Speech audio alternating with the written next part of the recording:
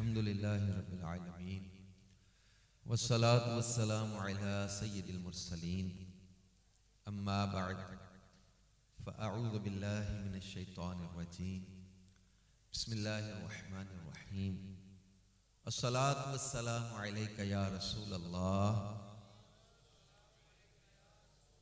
وعلى آلك وأصحابك يا حبيب الله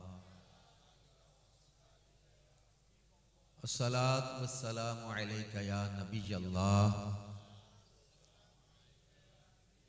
وعلى آلك وأصحابك يا نور الله. اللہ پاک کے آخری نبی رسول ہاشمی صلی اللہ علیہ وآلہ وسلم نے ارشاد فرمایا الصلاة علی نور لکم یوم القیامت عند ظلمت الصراط، یعنی تمہارا مجھ پر درود پڑھنا بروز قیامت پل صراط کے اندھیرے میں تمہارے لیے نور ہوگا. صلو علی الحبیب صلی اللہ تعالی علی محمد وعلی آلہ وصحبہ وبارک وسلم. صلاۃ و سلاما علیک یا رسول اللہ، صلاۃ و سلاما علیک یا حبیب اللہ.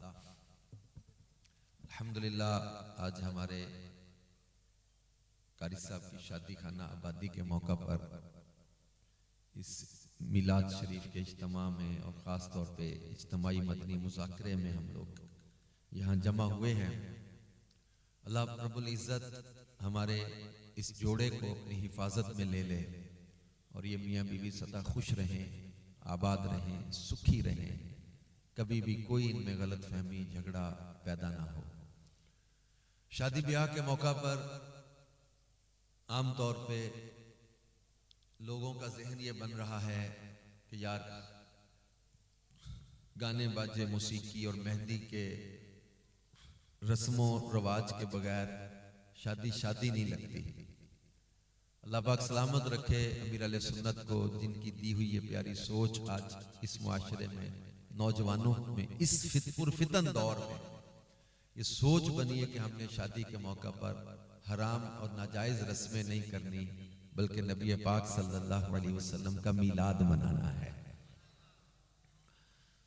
تو آج کل جو معاشرے میں ناجائز اور حرام رسمیں شادی کے موقع پر جاری ہو گئی ہیں، ان کا سد باب کرنا، ان کو روکنا، نیکی کی دعوت دینا، برائی سے منع کرنا، یہ ہم سب کی ذمہ داری ہے. اللہ پاک نے قرآن پاک میں ارشاد فرمایا یا ایھا الذین آمنوا ادخلوا فی السلم کافۃ ولا تتبعوا خطوات الشیطان انہ لکم عدو مبین. فرمایا اے ایمان والو ادخلوا فی السلم کافۃ، اسلام میں پورے کے پورے داخل ہو جاؤ. ولا تتبعوا خطوات الشیطان، اور شیطان کے قدموں پر نہ چلو. انہ لکم عدو مبین، بے شک وہ تمہارا کھلا دشمن ہے. تو اللہ پاک نے اس آیت میں تین باتیں واضح بیان کی ہیں. ایک، ایمان والوں سے فرما دیا کہ تم پورے کے پورے اسلام میں داخل ہو جاؤ. دوسری، شیطان کے قدموں پر نہ چلو. تیسری بات کہ شیطان تمہارا کھلا دشمن ہے. یہ ہمارا پاک پروردگار بتا رہا ہے یہ تمہارا کھلا دشمن ہے، اس کی پیروی نہ کرنا، اس کے قدموں پر نہ چلنا، اس کی بات نہ ماننا. تو اس دشمن کی بات مان کر نقصان ہی ہوتا ہے. ہمارا پاک پروردگار، ہمارا رحمان و رحیم پروردگار، ہمارا رب، ہمیں پالنے والا، ہمیں نعمت عطا کرنے والا، ہمیں فرما رہا ہے کہ تم شیطان کے قدموں پر نہ چلو، شیطان کی بات نہ مانو. تو پھر کس کی بات مانے؟ فرمایا اطیعوا اللہ و اطیعوا الرسول، اللہ کی اطاعت کرو، اللہ کے رسول کی اطاعت کرو. شیطان کی پیروی نہ کرو تو مولا پھر کس کی پیروی کرے؟ فرمایا من یطیع الرسول فقد اطاع اللہ، جو رسول کی اطاعت کرے اس نے رسول پاک صلی اللہ علیہ وسلم کی اطاعت ہی نہیں کی بلکہ اللہ کی اطاعت کی ہے. جس نے رسول پاک کی اطاعت کی اصل میں اس نے اللہ ہی کی اطاعت کی، تو ان کی اطاعت کو اللہ پاک اپنی اطاعت قرار دے رہا ہے۔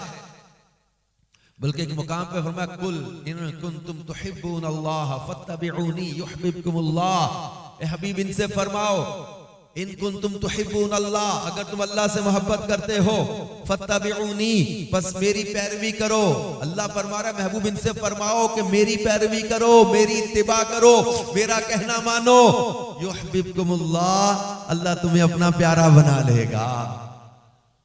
شیطان کی پیروی کرنے کا نقصان ہے، اور رسول پاک صلی اللہ علیہ وسلم کی پیروی کرنے کا صلہ بیان کیا اللہ پاک نے کہ اللہ تمہیں اپنا محبوب بنا لے گا۔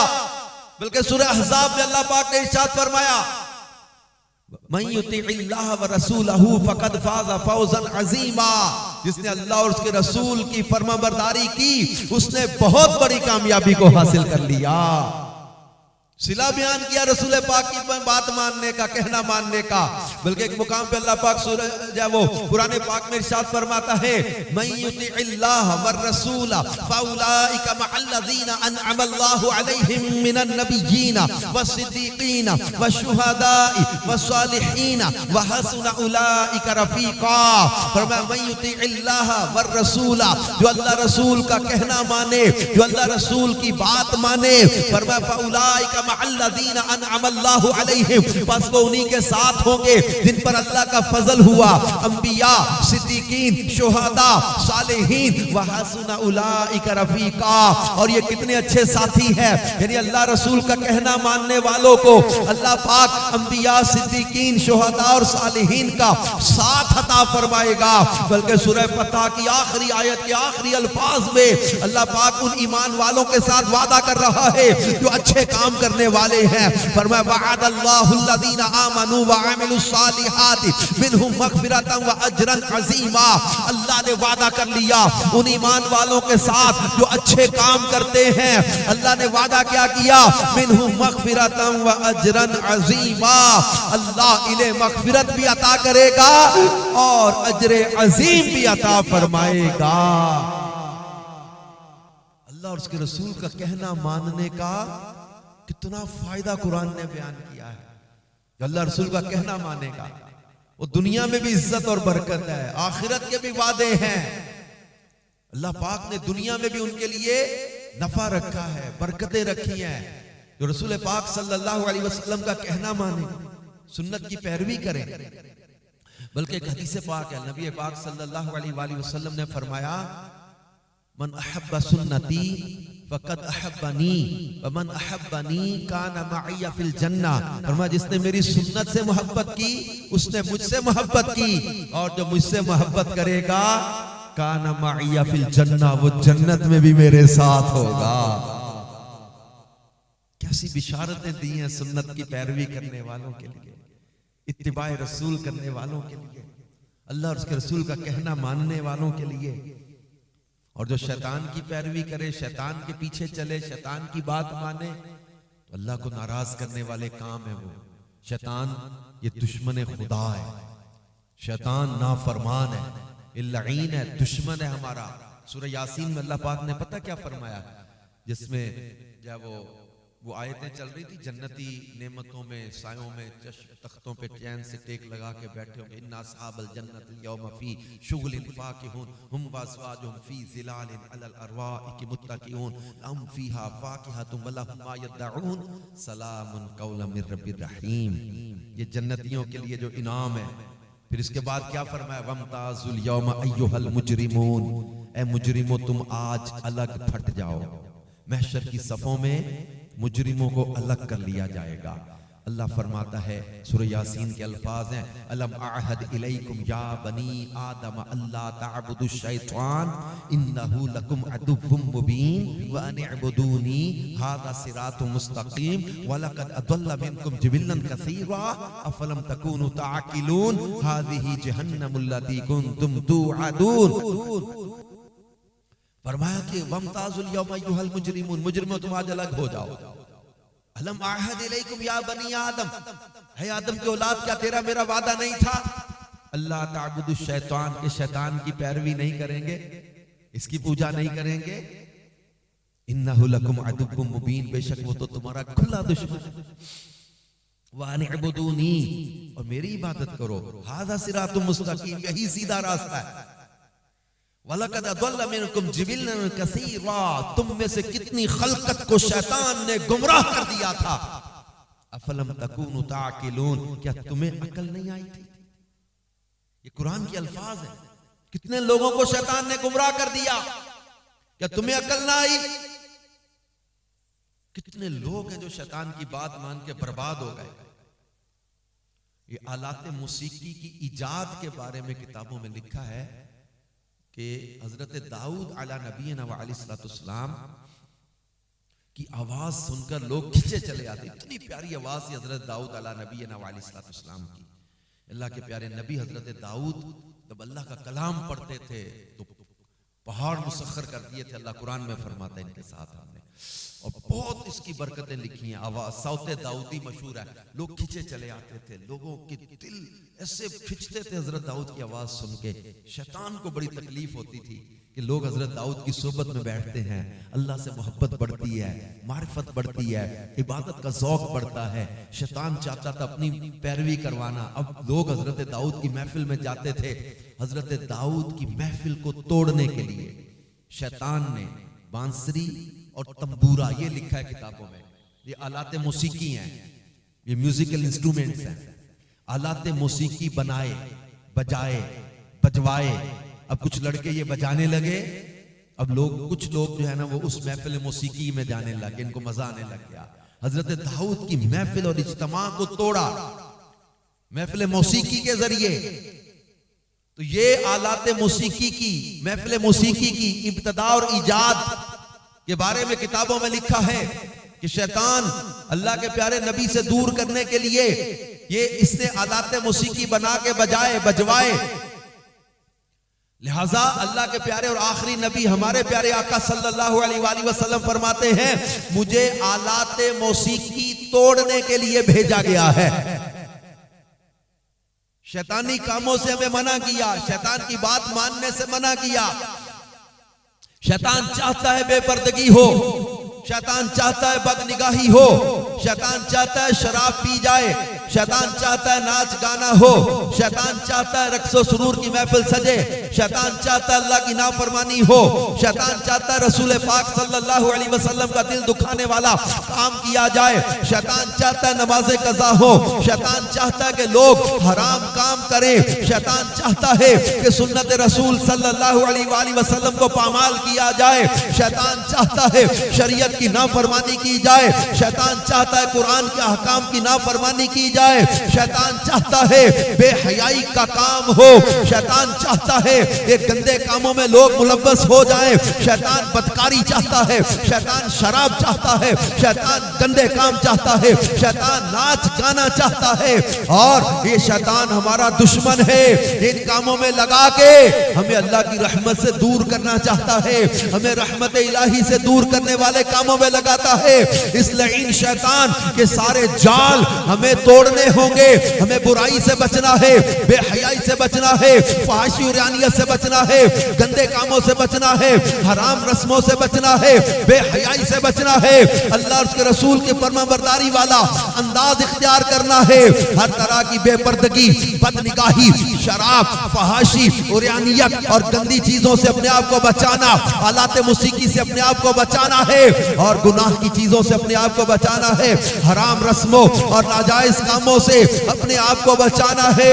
جو ناجائز کاموں سے بچے گا، حرام کاموں سے بچے گا، گناہ کے کاموں سے بچے گا، اللہ کا ڈر دل میں پیدا کرے گا۔ اللہ فرماتا ہے وَاعْلَمُوا أَنَّ اللَّهَ مَعَ الْمُتَّقِينَ، اور جان لو اللہ پرہیزگاروں کے ساتھ ہے۔ ہم کہتے ہیں how I will survive in this society with this system, it's very difficult to survive now۔ لوگ ساتھ نہیں دیتے، معاشرہ ساتھ نہیں دیتا، حالات ساتھ نہیں دیتے، برادری ساتھ نہیں دیتی، رشتہ دار ساتھ نہیں نہیں دیتے, اپنے گھر والے ساتھ نہیں دیتے, میں کیسے سنت پر قائم رہوں, میں کیسے حرام سے بچوں, میں کیسے گناہ سے بچوں, میں کیسے برائی سے بچوں. اللہ پاک قرآن پاک میں 29ویں پارہ میں ارشاد فرماتا ہے من یتق اللہ یجعل لہ مخرجا ویرزقہ من حیث لا یحتسب ومن یتوکل علی اللہ فہو حسبہ. اللہ پاک فرماتا ہے ومن یتق اللہ, اور جو اللہ سے ڈرے, یجعل لہ مخرجا, اللہ اس کے لیے بچنے کا راستہ نکال دے گا. اللہ کا ڈر دل میں ہوگا. اللہ فرماتا ہے وَعْلَمُوا أَنَّ اللَّهَ مَعَ الْمُتَّقِينَ. ہم کہتے ہیں لوگ معاشرہ برادری ساتھ نہیں دے رہے, لوگ ساتھ نہ دے, برادری ساتھ نہ دے, سسٹم ساتھ نہ دے, رشتہ دار ساتھ نہ دے, گھر والے بھی اگر ساتھ نہ دے, لیکن اپنے رب پر بھروسہ رکھو. میرا پروردگار فرماتا ہے وَعْلَمُوا أَنَّ اللَّهَ مَعَ الْمُتَّقِينَ, اور جان لو اللہ پرہیزگاروں کے ساتھ ہے. جس کے ساتھ اللہ ہے اسے دنیا اور معاشرے سے ڈرنے کی ضرورت نہیں ہے. سنت پر قائم رہے, شریعت پر قائم رہے, گناہ اور حرام کاموں سے بچنے کا ذہن بنا لے اور اس پر قائم رہے. اللہ فرماتا ہے ان الذین قالوا ربنا اللہ ثم استقاموا تتنزل علیہم الملائکہ. جن لوگوں نے کہا کہ اللہ ہمارا رب ہے, ثم استقاموا, پھر اس پر قائم رہے, ڈٹے رہے, تتنزل علیہم الملائکہ, اللہ ان پر فرشتے اتار دیتا ہے. وہ کہتے اللہ تخافوا ولا تحزنوا وابشروا بالجنۃ التي كنتم توعدون. خوف نہ کر, غم نہ کر, اور اس جنت کی بشارت لے جس کا تیرے ساتھ وعدہ کیا گیا ہے. نحن اولیاؤکم فی الحیات الدنیا وفی الآخرہ. وہ فرشتے کیا کہتے ہیں, ہم تمہارے دوست ہیں. نحن اولیاؤکم فی الحیات الدنیا وفی الآخرہ, دنیا کی زندگی میں بھی ہم تمہارے دوست ہیں اور آخرت کی زندگی میں بھی ہم تمہارے دوست ہیں. فرشتوں کی دوستی کا اعلان کیا, رسول پاک صلی اللہ علیہ وسلم نے اپنی محبت کا اعلان کیا. اللہ پاک نے خود فرمایا کہ وَاعْلَمُوا أَنَّ اللَّهَ مَعَ الْمُتَّقِينَ, بلکہ فرمایا وَاللَّهُ وَلِيُّ الْمُتَّقِينَ, اللہ پرہیزگاروں کا دوست ہے. ان اللہ یحب المتقین, بے شک اللہ پرہیزگاروں سے محبت فرماتا ہے. اب سوچیں کس کا کہنا ماننے میں فائدہ ہے؟ کیوں جی؟ اللہ کا کہنا ماننے میں فائدہ دنیا کا بھی آخرت کا بھی. اب سوچیں آتش بازی کرنے سے شیطان تھوڑی دیر خوش ہو جائے گا, لاکھوں روپے جل جاتے ہیں,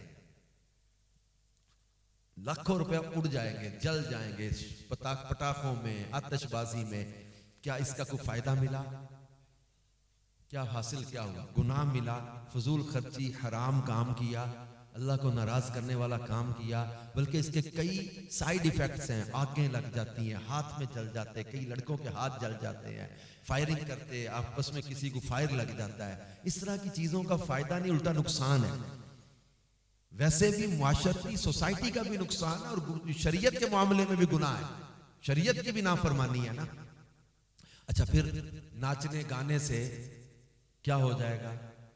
بلے بلے ہو گئی جی, واہ کیا جی, انہوں نے فلاں کو بلایا, ناچنے کا اہتمام کیا, مہندی نکالی, بلے بلے ہو گئی جناب, وہ ڈانس ہوا, وہ باجے بجے, وہ لڑکیاں ناچی, وہ تماشا ہوا.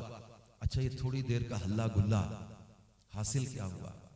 شیطان تو راضی ہو گیا, اللہ اور اس کے رسول کی ناراضی والا کام کر لیا. رحمت کیسے نازل ہوگی, برکتیں کیسے ملیں گی؟ خود سوچیں. تھوڑی دیر کے لیے ناجائز رسمیں کر لیں, بلے بلے ہو گئی. اب تھوڑی دیر کا ہی ذہن بنانا ہے, پختہ کرنا اپنے آپ کو. یہ دودھ پلائی کے نام پہ یہ دولہا اندر جاتا ہے عورتوں میں. اچھا دولہا کے ساتھ اس کے کزن یا رشتہ دار یا دوست بھی جاتے ہیں, چند ایک لڑکے, اور جاتے لڑکے ہیں, جوانوں کا یہ سارا کام. اچھا جوان نہ ہو تو بھی منع ہے غیر عورتوں میں جانا, لیکن میں بات بتا رہا ہوں جا بھی لڑکے رہے, اندر بھی لڑکیاں آگے ساری جو ہیں وہ دلہن کی سہیلیاں, کزنیں, اور وہ ساری ان کو جو ہے نا وہ گھیرا ڈالیں گی. لڑکے بیٹھیں گے, لڑکیاں بیٹھیں گی, سامنے کھڑی ہوں گی. اب دودھ پلائی کے نام پر یا جوتا چھپائی کے نام پر کوئی چھینا جپٹی ہو رہی ہے, کوئی پیسے کھینچ رہا ہے, کوئی دوپٹہ پکڑ رہا ہے, کوئی بازو پکڑ رہا ہے, کوئی ہاتھ کھینچ رہا ہے. کبھی ذہن میں نہیں آتا کہ یہ سب ناجائز کام ہو رہا ہے, بے پردگی ہو رہی ہے, بد نگاہی ہو رہی ہے. کسی کو ریئلائز نہیں ہو رہا کہ ہم بہت غلط کر رہے ہیں. کچھ سوچے تو صحیح یار, ہمارا معاشرہ کدھر جا رہا ہے؟ گلی بازاروں میں لڑکیاں ڈھولکی کی تھاپ پر مہندی کے تھال لے کر ناچتی ہوئی نکلی، ہم سیلیبریٹ کر رہے ہیں شادی کو، اللہ رسول کو ناراض کر کے تمہیں خوشی ملتی ہے؟ عجیب بات ہے، رسول پاک صلی اللہ علیہ وآلہ وسلم کا دل دکھانے والا کام کر کے تم کہتے ہو کہ ہماری شادی سیلیبریٹ کر رہے ہیں، we're enjoying this marriage, we're celebrating this wedding، ہم شادی انجوائے کر رہے ہیں۔ ارے تمہاری کیسی خوشیاں ہیں جو رسول پاک کو ناراض کر کے حاصل ہوں گی؟ کیسا تمہارے دل کا حال ہو گیا ہے جو آمینہ کے لال کا دل دکھا کے تم کہتے ہو کہ ہم بڑے خوش ہیں؟ مسلمان تم جان دے دے اپنے آقا کی خوشی پر، قربان ہو جائے مصطفیٰ کے چہرے پر مسکراہٹ لانے کے لیے۔ ہم لوگ سوچیں کہ رسول پاک کا دل دکھے تو ہم لوگوں کو خوشی مل رہی ہے۔ ایک انصاری صحابی تو اس دور میں پکے مکان اور اس طرح کے قبہ نما مکان بنانے کی بھی اجازت نہیں تھی، منع تھے، انہوں نے وہ توجہ نہیں رہی، جیسے بھی ہوا ہوگا، روایت کا خلاصہ میں عرض کر رہا ہوں، روایت کا انہوں نے مکان بنایا، رسول پاک صلی اللہ علیہ وسلم نے پوچھا کس کا ہے، بتایا گیا فلاں کا ہے، وہ صحابی حاضر ہوئے نا بعد میں، سلام کیا، حضور نے اعراض فرمایا، توجہ نہیں فرمائی، پریشان ہو گئے، کسی نے بتایا کہ تمہارا مکان لگتا پسند نہیں آیا، اللہ کے محبوب کو تمہارا مکان پسند نہیں آیا۔ روایت میں آتا ہے وہ صحابی گئے اور وہ اپنا مکان سارا مطلب گرا دیا کہ جو چیز میرے محبوب کو پسند نہیں میں نے وہ کرنے کیا۔ ایک شخص نے سونے کی انگوٹھی پہنی تھی، رسول پاک صلی اللہ علیہ وسلم نے اتار کے پھینک دی۔ کسی نے کہا کہ جب اپنی بیوی کو دے دینا گھر لے جاؤ، انہوں نے کہا جس چیز کو میرے محبوب نے ناپسند کر دیا میں اپنے گھر میں بھی نہیں لے کے جاؤں گا۔ پیار تو یہ کہتا ہے، عشق تو یہ کہتا ہے۔ ایک صحابی رضی اللہ تعالیٰ نے چادر کو رنگ کروایا ہوا ہے، وہ رنگ ایسا ہو گیا جو مردوں کے لیے مناسب نہیں۔ رسول پاک صلی اللہ علیہ وسلم یہ کیسی چادر ہے، حضور کو پسند نہیں آیا وہ رنگ۔ وہ گئے گھر میں، چولہے میں آگ جل رہی تھی، جا کے چولہے میں جلا دیا اس کو۔ دوبارہ ملاقات ہوئی، پوچھا وہ چادر، عرض کیا کہ آپ کو پسند نہیں آئی تھی میں نے جلا دی۔ گھر میں کسی عورت کو دے دی ہوتی۔ یعنی آپ سوچیں صحابہ کرام کی عقیدت اور محبت کا عالم یہ، جو چیز میرے محبوب کو پسند نہیں وہ ہمیں بھی پسند نہیں ہے، اور جو آمینہ کے لال کو پسند ہے وہی اپنی پسند بنا لی۔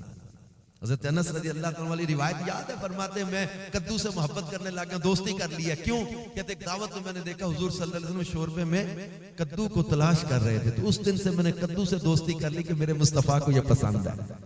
اتنی سی بات، شریعت میں لازم نہیں کیا کہ کدو سے اس سبزی سے تم محبت کرو، لیکن صحابی نے دیکھا عمل، میرے محبوب کو یہ چیز پسند ہے، اس کو شروع کر دیا۔ حضرت عبداللہ ابن عمر اپنی اونٹنی کا چکر لگا رہے ہیں ایک جگہ پہ، وہ نے پوچھا چکر کیوں لگا رہے ہیں؟ کہا مجھے نہیں پتا اس یہاں چکر کیوں لگا رہا ہوں، میں نے ایک دفعہ رسول پاک صلی اللہ علیہ وسلم سے کے ساتھ میں یہاں سے گزرا تھا، حضور نے اپنی اونٹنی کا یہاں چکر لگایا تھا، میں تو ان کی ادا کو ادا کر رہا تھا۔ اس حد تک صحابہ کرام ادائے مصطفیٰ کو ادا کرتے تھے، اور اس حد تک حضور صلی اللہ علیہ وسلم کی پسند ناپسند کا خیال رکھتے تھے۔ اور آج کئی لوگ اڑ کر اپنی نفس و طبیعت کی مرضی کو سامنے لاتے ہیں، نہیں جی ہم نے تو خوشیاں منانی ہے، یہ اتنی سختی نہیں ہونی چاہیے، اتنی پابندیاں نہ لگاؤ۔ اور عجیب حالت ہے، یہ بہت دکھ ہوتا ہے اس بات کو سن کے، کہ قرآن پاک کی آیت کو غلط جگہ پر جوڑ کر اپنی مرضی کی مراد نکالنا، حرام اور ناجائز کام کرنے کے لیے اس آیت کو بطور دلیل پیش کرنا کہ لا اکراہ فی الدین، اللہ نے فرمایا دین میں کوئی سختی نہیں ہے۔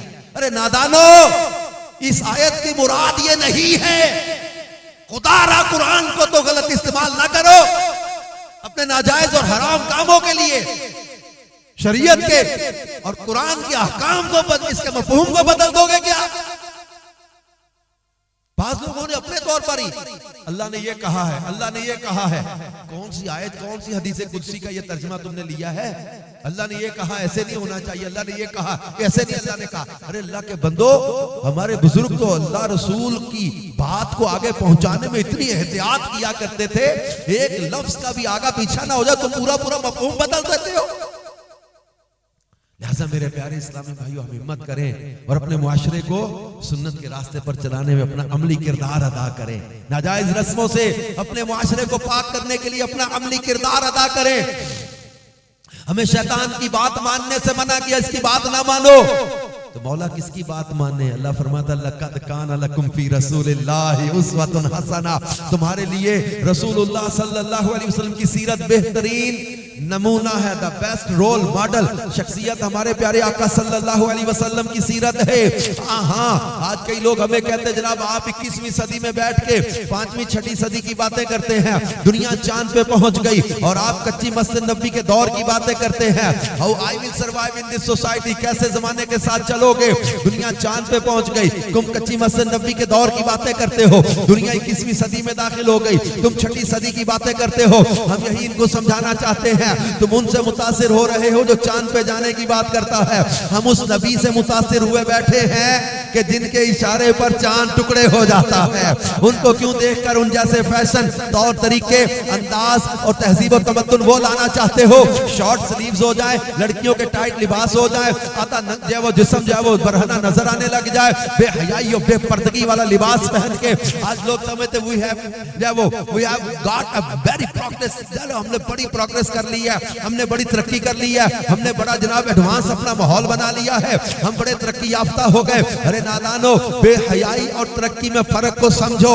ہم لوگ ترقی کو بے حیائی کے اس سانچے میں ڈال کر سمجھ رہے کہ ہم نے ترقی کر لی ہے۔ بے حیائی اور چیز ہے، ترقی اور چیز ہے۔ ہم چاند پہ جانے سے منع نہیں کرتے، مریخ پہ جانے سے منع نہیں کرتے، بلکہ جب وہ جن کو اللہ رسول کا حکم سمجھ نہیں آتا نا، ان کو تو مشورہ دیتے پکے ہی چلے جاؤ، مریخ پہ چلے جاؤ کہیں۔ اللہ رسول کی جب وہ نافرمانیاں کر کے اللہ کی زمین پر رہتے، اسی کا رزق کھا کے، اسی کی سلطنت میں رہ کے آپ کہتے ہو جب اپنی مرضی کی زندگی جیئیں گے، جس رب نے پیدا کیا ہے اس رب نے جینے کے اصول اور طریقہ کار بھی بتایا کہ تمہیں جینا کیسے ہے۔ لقد کان لکم فی رسول اللہ اسوۃ حسنہ۔ اگر لوگ کہتے کہ جناب فالو کرنے کا، جناب محبت کرنے کا، یا کسی کو جب وہ کسی کو آئیڈیل بنانے کا معیار یہ کمال ہے چاند پہ جانا، دیکھو وہ لوگ چاند پہ چلے گئے، تو پھر چاند پہ جانا اگر کوئی کمال کا معیار سمجھ رہا ہے تو پھر اس کو ہم یہی بتائیں گے کہ چاند پہ جانا کون سا کمال ہے۔ اللہ فرماتا سبحان الذی اسری بعبدہ لیلا من المسجد الحرام الی المسجد الاقصی الذی بارکنا حولہ لنریہ من آیاتنا انہ هو السمیع البصیر۔ چاند پہ جانا تمہیں کمال لگتا ہے تو پھر چاند تو یہ بات ہے، میرے مصطفیٰ رات کے قلیل حصے میں معراج کا شرف کر کے پلٹ کر آئے، رات ختم نہیں ہوئی، کائنات ختم ہو گئی۔ جس نبی کی سیر کا یہ عالم ہے ان کی ذات کا عالم کیا ہوگا؟ ہم نے ٹھوکر نہیں کھائی کے پڑے ہیں در پر، ہم نے دنیا اسی در کے لیے ٹھکرائی ہے۔ ہم اس نبی کے امتی ہیں جن کو اللہ نے کمال دیا کہ اشارے سے چاند کو ٹکڑے کر دیں، جن کو یہ کمال عطا کیا کہ ڈوبے سورج کو پلٹا دیں، جنہیں یہ کمال عطا کیا کہ درختوں کو چلا کے کلمہ پڑھا دیں، جنہیں یہ کمال عطا کیا پتھروں کو کلمہ پڑھا دے۔ ہم اس نبی کے امتی ہیں جو اپنا پسینہ کسی جہیز میں دینے کے لیے کسی دلہن کو عطا کر دے، پورے مدینے میں اس گھر کی خوشبو آنے لگ جائے۔ ہم اس نبی کے امتی ہیں جو حضرت عکاشہ کی ٹوٹی تلوار کے بدلے لکڑی کی پھٹی تلوار بنا کے عطا کر دے۔ ہم اس نبی کے امتی ہیں جو حضرت قطادہ کی نکلی ہوئی آنکھ پر احد کے میدان میں لعاب دہن لگائیں، آنکھ کو شفا یاب کر دے۔ خیبر کے روز مولا کائنات مولا علی شیر خدا کرم اللہ تعالی وجہ الکریم کی دکھتی آنکھوں پر لعاب دہن لگائیں، شفا یاب کر دے۔ ہم اس نبی کے امتی ہیں جو حضرت حبیب کے نابینا والد کی آنکھوں میں لعاب دہن لگائیں تو نور عطا کر دے۔ حضرت محمد بن حاتب کے جلے ہوئے ہاتھ پر لعاب دہن لگائیں، شفا یاب کر دے۔ بدر کے میدان میں ایک صحابی کے کٹے بازو پر لعاب دہن لگائیں، شفا یاب کر دے۔ ہم اس نبی کے امتی ہیں جن کو اللہ نے کمال و مرتبہ عطا کیا ہے کہ جو کسی کھاری کنویں میں اپنا لعاب دہن ملا دے، وہ سارے مدینے کے پانیوں میں سب سے میٹھا اسی کنویں کا پانی بنا دے۔ ہم اس نبی کے امتی ہیں کہ جو کسی کے چہرے اور سینے پر ہاتھ پھیر دے اور وہ صحابی کسی اندھیرے کمرے میں جائیں تو کمرے چمکنے لگ جائیں۔ ہم اس نبی کے امتی ہیں جن کو اللہ نے کمال و مرتبہ عطا کیا ہے کہ حدیبیہ کے مقام پر بھی اور جنگ تبوک سے واپسی، غزوہ تبوک سے واپسی کے موقع پر بھی میرے مصطفیٰ نے انگلیوں سے پانی کے چشمے جاری کیے۔ حضرت جابر سے پوچھا تھا حدیبیہ میں کتنے لوگ؟ کا 1500 یا 1400 تھے، اور لجا وہ غزوہ تبوک سے واپسی پر 30,000 صحابہ کا لشکر تھا۔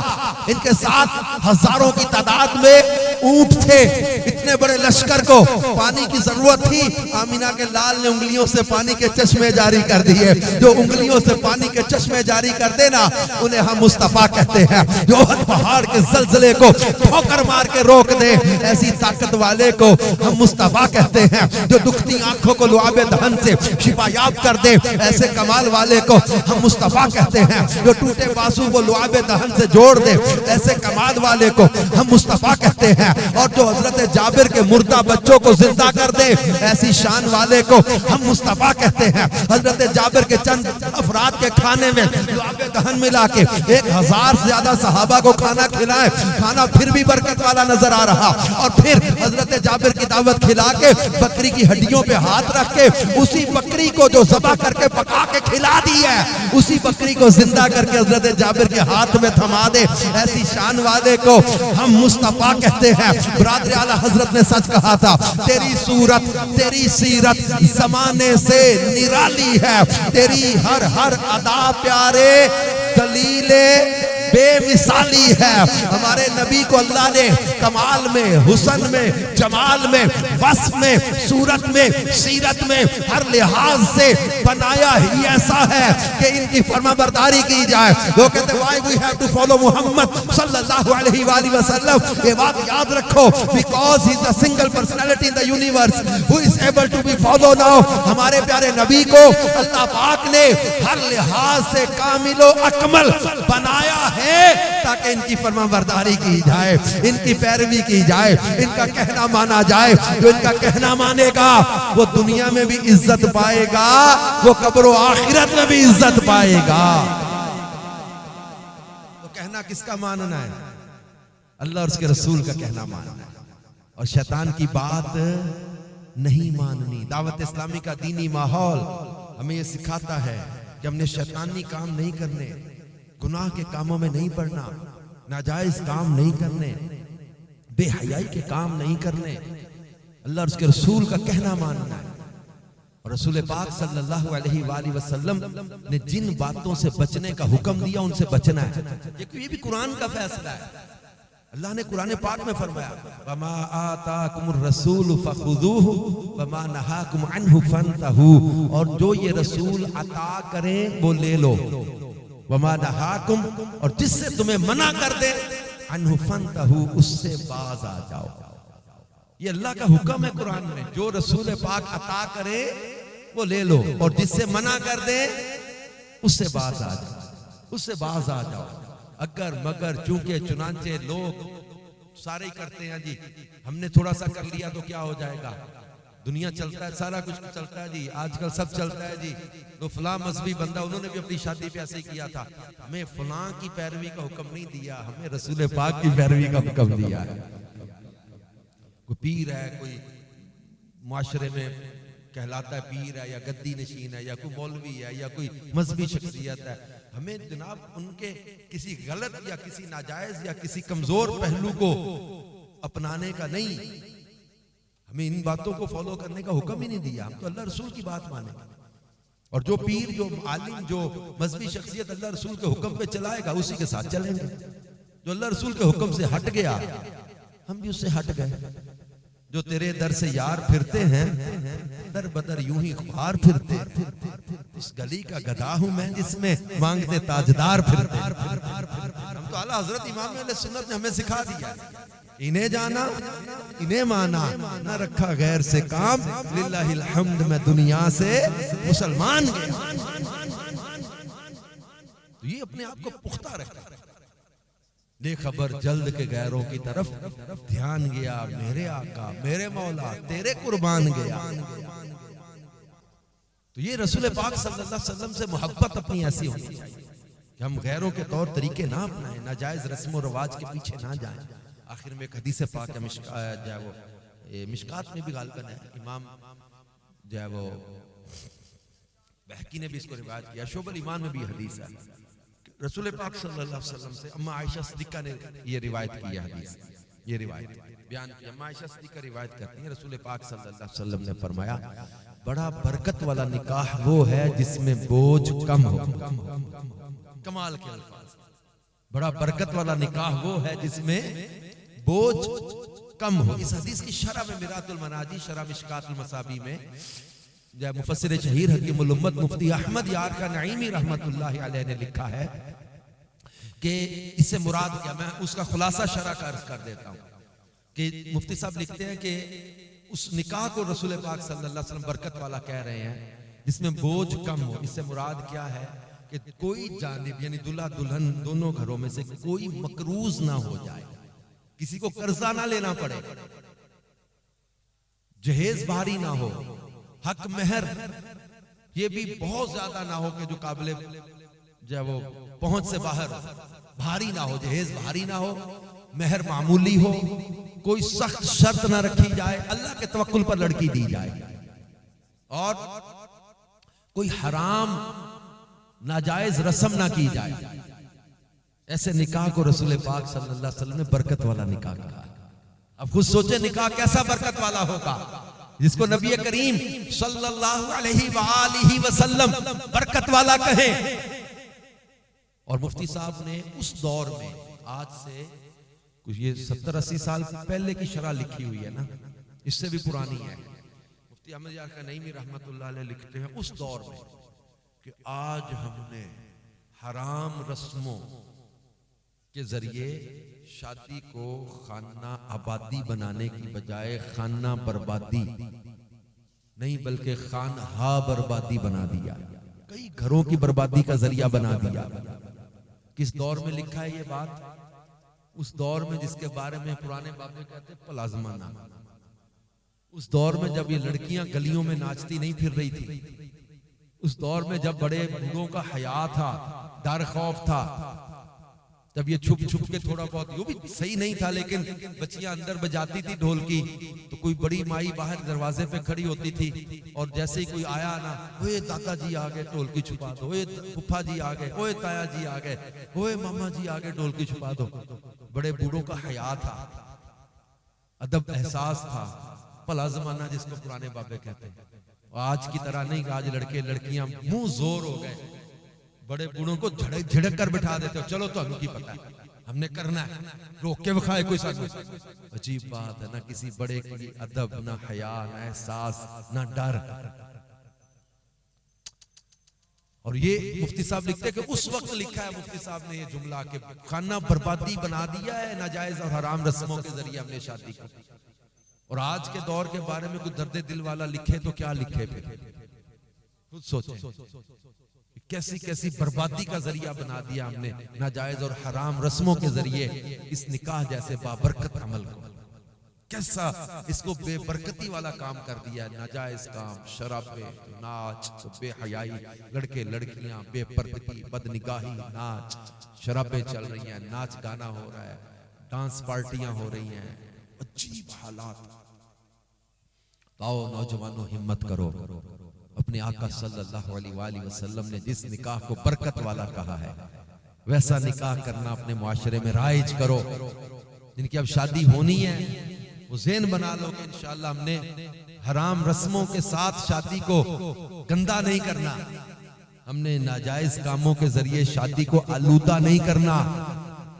ایمانوں میں خانہ آبادی بنائے, اور ہم سب جو آئے ہیں اللہ ہمارے گھروں پر, معاشرے پر رحمت کی نظر کرے, اور ہمارا معاشرہ سنتوں کا گہوارہ بن جائے. دعوت اسلامی کے دینی ماحول سے آپ بھی وابستہ رہیں, مدنی قافلوں میں سفر کریں. ہفتہ وار اجتماع فیضان مدینہ میں ہر جمعرات کو مغرب کے بعد ہوتا ہے, جلال پور جٹا میں بھی, اس میں بھی شرکت کیا کریں. اور مدنی قافلے سفر کرتے ہیں, ان میں سفر کر کر کے بھی انشاءاللہ علم دین بھی ملے گا, سنتوں پر عمل کا جذبہ بھی ملے گا. اللہ پاک ہمیں برکتیں دے. اور آج بھی جیسے ہم اجتماعی مدنی مذاکرے میں جمع ہوئے ہیں, ابھی امیر علیہ سنت شیخ طریقت دامت برکاتہم العالیہ براہ راست سوالات کے جوابات دیں گے. اور اتنا پیارا ایک ہر ہفتے کو موقع ہوتا ہے ہمارے پاس علم دین حاصل کرنے کا. اجتماعی طور پر آپ مدنی مذاکروں میں بھی شرکت کیا کریں, انشاءاللہ الکریم اس کی بھی برکتیں حاصل ہوں گی. صلو علی الحبیب صلی اللہ علی محمد صلی اللہ علیہ وآلہ